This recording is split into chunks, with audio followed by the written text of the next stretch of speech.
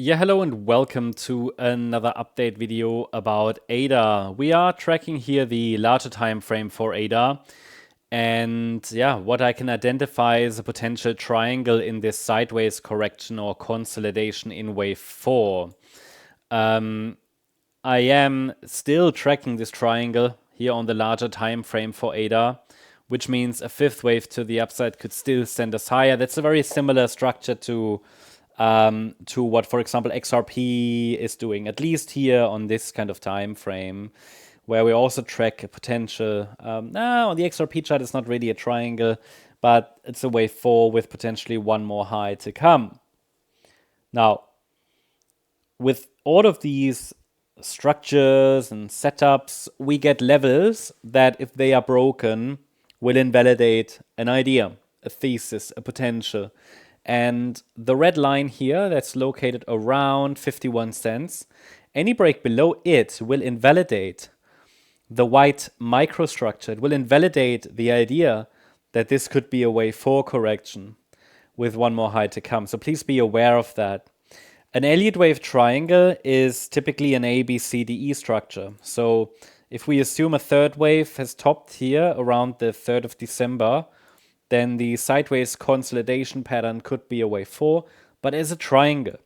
A wave, B wave, C wave, D wave, E wave. So it needs to be that series of higher lows and higher highs. Unfortunately, in recent months, the situation hasn't changed at all. And, we've been talking about this triangle now for quite some time. I've been talking about this 51 cent level as invalidation point for quite some time. The situation just hasn't changed. So I'm tracking this as a potential wave 4 with one more high to come. Is it high confidence?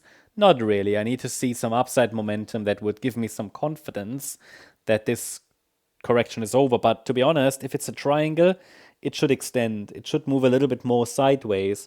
As you can see there on the chart, we still need that wave D and the wave E.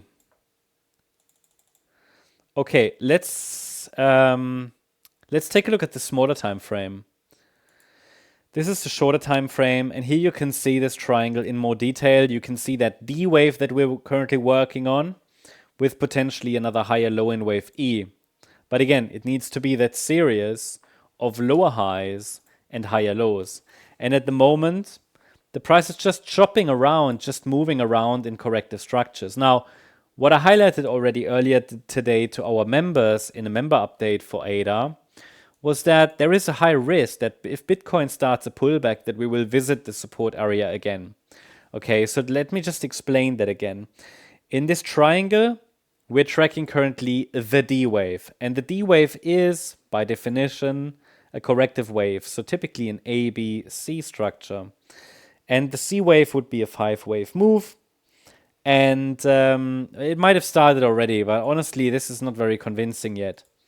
But I highlighted that as long as we're holding the Sunday low that formed around 61 cents, we can operate based on the assumption wave 2 might have bottomed, wave 2 of C. But because Bitcoin pushed higher, and Bitcoin is close to an area where it now could form a top, it is likely, I would say, that ADA will visit the support area here again. That's the support area that was already tested on the 16th of April. The pullback was not necessarily deep enough to clearly confirm that this, is likely the end of the B wave, okay? There is still a lot of room, and I can tell you that the rally from the 16th of April low looks corrective, overlapping, and so on, yeah? So what I want to say is, at least be prepared for another test of support, which is defined between 54 cents and 60.2 cents. And as I said, it takes a break below the Sunday low to confirm that further. And in that case, this would simply be an extension of the B wave. And then from there, we can rally in wave C. That's how I see ADA at the moment. I hope you liked the update. If you did, please hit the like button, leave a comment, and subscribe. And if you really like the content, then please check out the channel membership. Thank you very much. Bye-bye.